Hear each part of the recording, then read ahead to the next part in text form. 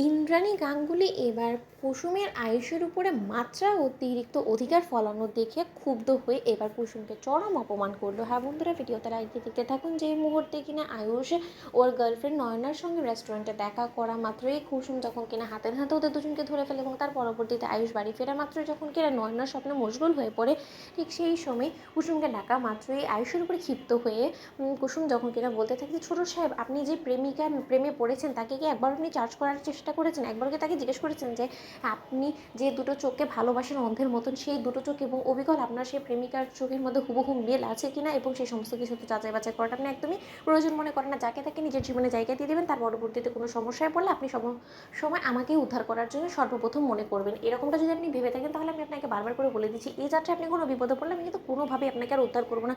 এই কথাটা আপনি মাথায় রাখবেন। ঠিক সেই সময় আয়ুষ যখন কিনা কুসুমকে শান্ত করতে গিয়ে এক পর্যায়ে কুসুম এবং আয়ুষ যখন কিনা ঘনিষ্ঠ অবস্থায় হঠাৎ করে খাটে পড়ে যায়, ঠিক সেই সময় ইন্দ্রাণী গাঙ্গুলি সেখানে আড়ালে দাঁড়িয়ে দরজার বাইরে যখন কিনা ওদেরকে একসঙ্গে ঘনিষ্ঠ অবস্থায় দেখে ফেলে, ঠিক সেই সময় ইন্দ্রাণী গাঙ্গুলি সেখানে গিয়ে কুসুমকে হঠাৎ করে বলতে থাকে যে কুসুম, তোমার এত বড় আস্পর্ধা হয় কী করে বলো তো? এই যে রাত বিরাতে তুমি এরকম করে আয়ুষের ঘরে কী করছো বলো তো? এখন তো তোমার নিশ্চয়ই কোনো কাজ নেই, তাই না? তোমার তো এখন নিজের বাড়িতে থাকার কথা, সেই জায়গায় তুমি এই বাড়িতে আয়ুষের ঘরে রাতের বেলা কী করছো বলো তো কুসুম?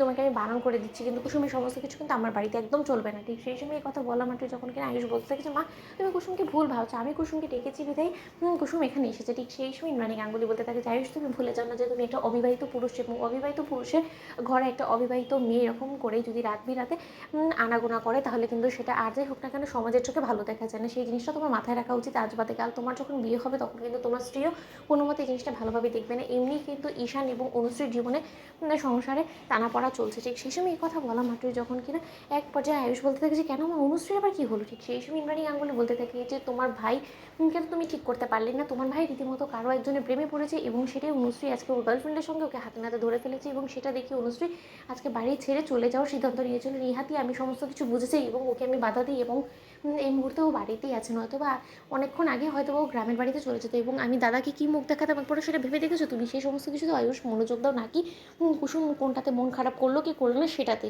ঠিক সেই সময় এই কথা বলা মাত্র যখন কিনা ইন্দ্রাণী গাঙ্গুলি কুসুমকে টেনে হিঁচড়ে নিচে নিয়ে আসে, ঠিক সেই সময় ইন্দ্রাণী গাঙ্গুলি কুসুমকে বলতে থাকে যে দেখো কুসুম, তোমাকে একটা কথা আমি বলে রাখছি, তুমি আয়ুষকে বারবার করে সব ধরনের বিপদ আপদ থেকে উদ্ধার করেছো, সেটা যেমন বাস্তবতা, ঠিক তেমনি আরও একটা চরম বাস্তবতা এটাই যে তুমি আমাদের পরিবারের সদস্য, সেটা আমি নিজ মুখেই স্বীকার করেছি, কিন্তু তাই বলে তুমি কিন্তু কোনো মতেই এই পরিবারের মালকিন হতে পারবে না, এবং তুমি এবারের কাজের লোক সেই রকমই থাকবে। তাই তুমি তোমার পরিচয়টা এবং তোমার লিমিটটা তুমি যদি ভুলে যাও, তাহলে বারবার করে তোমাকে মনে করিয়ে দিতে হবে। তো বন্ধুরা, লাইক এবং শেয়ার করে সাবস্ক্রাইব করতে ভুলো না।